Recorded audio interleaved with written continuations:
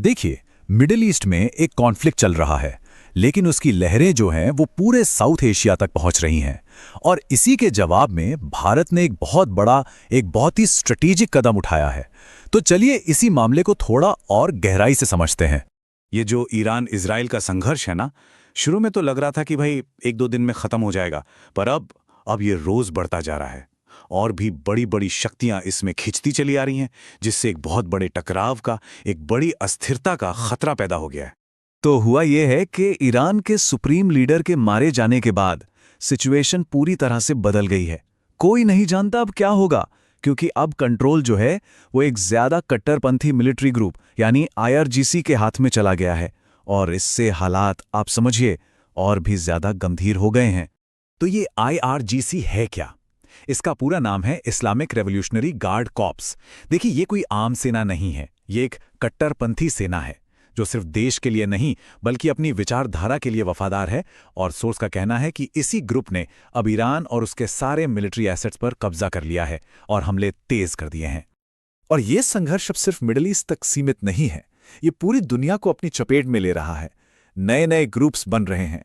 Source के मुताबिक एक तरफ आपको अमेरिका, फ्रांस, यूके और जर्मनी दिख सकते हैं, तो दूसरी तरफ चीन और रूस हैं, जो सीधे सीधे तो नहीं पर ईरान का समर्थन कर सकते हैं। मतलब एक बहुत बड़े वर्ल्ड वॉर जैसी स्थिति का खतरा बढ़ता जा रहा है। अच्छा, मिडिल ईस्ट से हटकर जरा भारत की तरफ देखते हैं कि भारत इस पर क्या कर रहा है, क्या उसकी प्रतिक्रिया है। तो भारत ने क्या किया है कि पाकिस्तान बॉर्डर के पास एक बहुत बड़ा और बिना किसी को बताए एक मिलिट्री अभ्यास शुरू कर दिया है। ये अपने आप में एक बहुत बड़ा मैसेज है। इसके लिए भारत ने राजस्थान बॉर्डर के ऊपर एक नोटम जारी किया है। अभी नोटम क्या होता है? इसका मतलब है नोटिस टू एयरमैन। ये आप समझिए एक तरह की ऑफिशियल वार्निंग होती है कि भाई इस हवाई इलाके में मत आना। इसे मिलिट्री ड्रिल के लिए बंद कर दिया गया है, क्योंकि यहां मिसाइलें और ड्रोन्स उड़ सकते हैं। और ये अभ्यास कितने दिन चलने वाला है? ये चलेगा पूरे 7 दिन। जी हां, 5 से 12 मार्च तक। ये जो 7 दिन का बड़े पैमाने पर सैन्य अभ्यास है ना, ये कोई मामूली बात नहीं है। ये एक बहुत ही सीरियस तैयारी का सिग्नल है। ये दिखाता है कि भारत किसी भी तरह के हालात के लिए, किसी भी संभावित खतरे के लिए खुद को पूरी तरह तैयार कर रहा है। चलिए अब थोड़ा पाकिस्तान की तरफ नजर डालते हैं।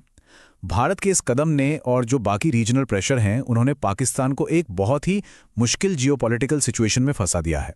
पाकिस्तान पर इस वक्त चारों तरफ से दबाव है। उत्तर में देखें तो अफगानिस्तान, पूरब से भारत और दक्षिण से बलूचिस्तान लिबरेशन आर्मी के खुद के हमले, और अब तो पश्चिम में ईरान के साथ भी टेंशन खतरनाक लेवल पर बढ़ गई है। इसी बीच पाकिस्तान के रक्षा मंत्री का ये बयान आता है कि इजराइल और भारत पाकिस्तान को एक जागीरदार राज्य बनाना चाहते हैं। हालांकि सोर्स इसके जवाब में एक दिलचस्प बात कहता है। उसका तर्क है कि पाकिस्तान तो पहले से ही दूसरे देशों के लिए कठपुतली की तरह काम करता रहा है, तो उसे अलग से जागीरदार बनाने की जरूरत ही क्या है। और यहां एक बहुत जरूरी बात समझनी होगी। पाकिस्तान का सऊदी अरब के साथ एक डिफेंस पैक्ट है, एक रक्षा समझौता, और यह समझौता उसे मजबूर करता है कि वो मिडिल ईस्ट के इस संघर्ष में शामिल हो। इसका सीधा मतलब यह है कि पाकिस्तान को एक नए और पहले से कहीं ज्यादा आक्रामक ईरान के खिलाफ जाकर खड़ा होना पड़ेगा।